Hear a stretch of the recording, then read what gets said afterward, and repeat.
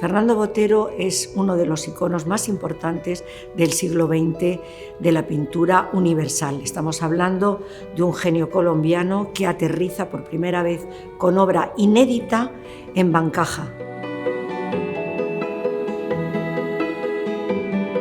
Es un elenco fantástico con un recorrido por sus distintos temas, como son los desnudos,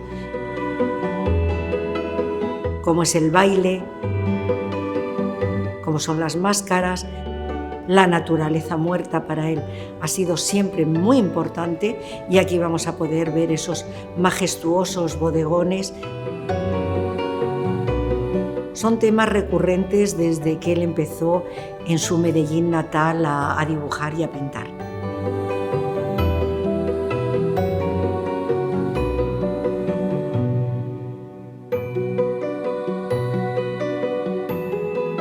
Y aquí vamos a ver las formas distintas que él hace, como es la acuarela, que él hace maravillosamente, hace unas acuarelas fantásticas, además totalmente inéditas.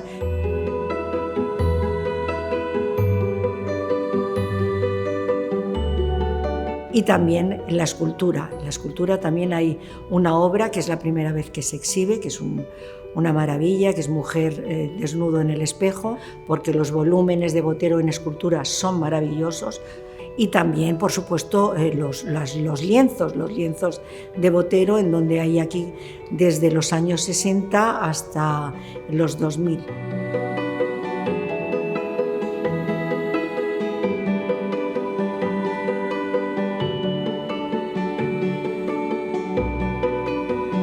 Fernando Botero se formó entre España y Italia y ha sido para él muy importante esa formación que adquirió de los maestros del 480 y también del Museo del Prado, de ese aire contenido que tienen las meninas de Velázquez.